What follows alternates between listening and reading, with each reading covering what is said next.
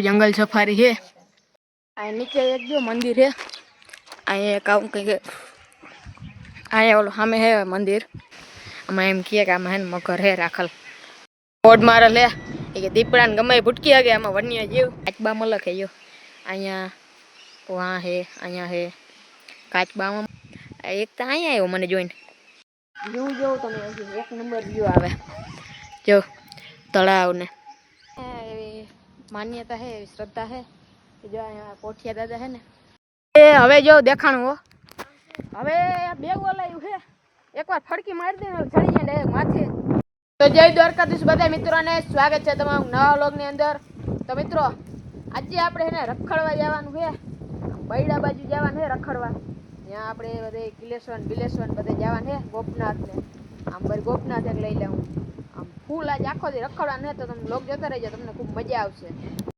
આપણે નીકળી ગયા છે થોડીક વાર થઈ છે અટાણે જો આપણા એકાવાળા ભાઈ છે ને સીએનજી ભરાવે છે આપણે કંઈક ઉભા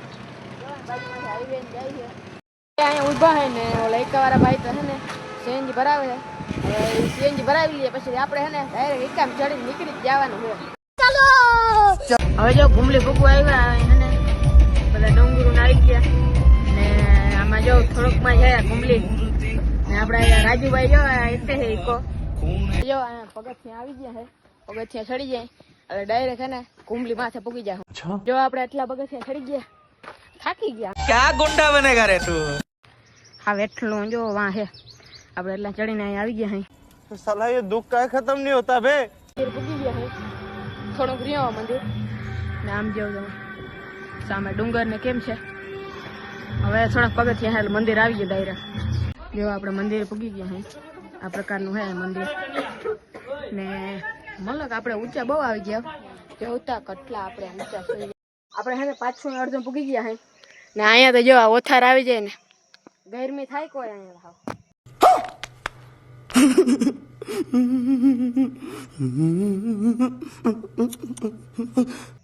એમ નામ હે ને હાવ પવનનું નામો નિશાન નથી હાવ ગરમી જ થાય અહીંયા તો અહીંયા નીચે એક જો મંદિર હે અહીંયા કહું કંઈક અહીંયા ઓલું સામે હે મંદિર કંઈક કેમાં અધૂરું રહી ગયું હોય એવું કંઈક કહેવામાં આવે છે જા પૂછ કે ઓલ નવલખો મંદિર કે ને એ છે કુંબલીનું નવલખા મંદિર જો આખું મંદિર છે જો આખું મંદિર છે ને કોતરીને બનાવવામાં આવ્યું જો આખી ડિઝાઇન જો તમે હાથી કેમ માથે બધું કોતરો લે આખું જો 2 માળનું હોય એક વાહ એક અહીંયા આપ કહા થે જ્ઞાની બાબા અહીંથી જો તમે બતાડી દો મંદિર જોઈ લ્યો આખું મંદિર દેખાય અહીંથી હવે જો કિલેશ્વર જાય છે ને એમનો માર્ગ છે ચારે બાજુ જો ડુંગર જ છે વૈશમાંથી માર્ગ જાય છે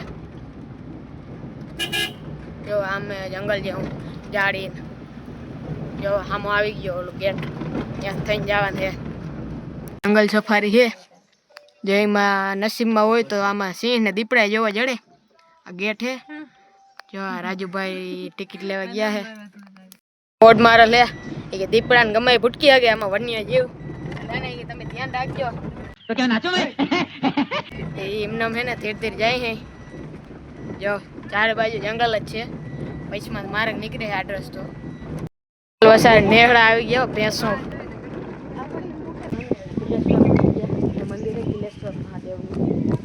કિલેશ્વર મહાદેવ મંદિર અહીંયા આપણે આવી ગયા વ્યૂ જોઉં તમે એક નંબર વ્યૂ આવે તળાવને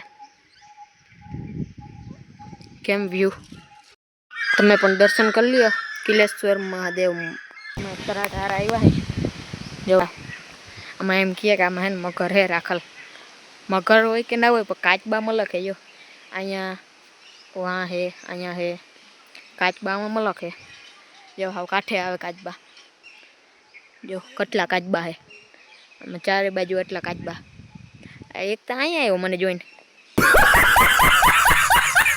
કિલેશ્વર જવાનું છે તો તમે એને જોતા રહેજો બ્લોગ હવે બપોર થઈ ગયા એટલે ખાવા આવી ગયા હોટેલી ખાઈને આપણે છે ને પાછા નીકળી ગયા હાઈવે જઈએ ને જવાનું છે આપણે જો જય બિલનાથ મહાદેવ અહીં થઈને જવાનું છે બિલેશ્વર શ્રી બિલેશ્વર મહાદેવ મંદિર. આ હે મંદિર, હનુમાન દાદા બેઠા હે. આપણે અહીંયા પૂગી ગયા હે બિલેશ્વર મહાદેવ આ પ્રકારનું.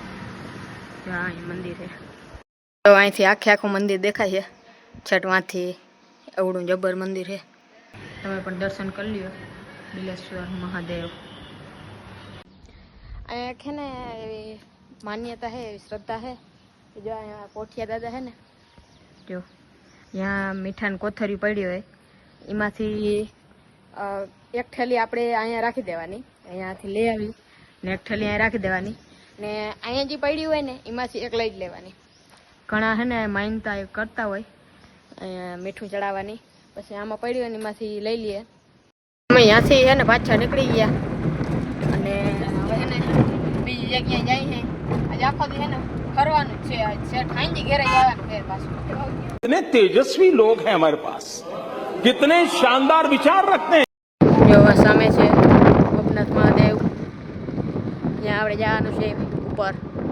આપણે જો ગોપનાથ મહાદેવની સીડી અહીં ચાલુ થઈ છે, અહીંથી ચડવાનું છે.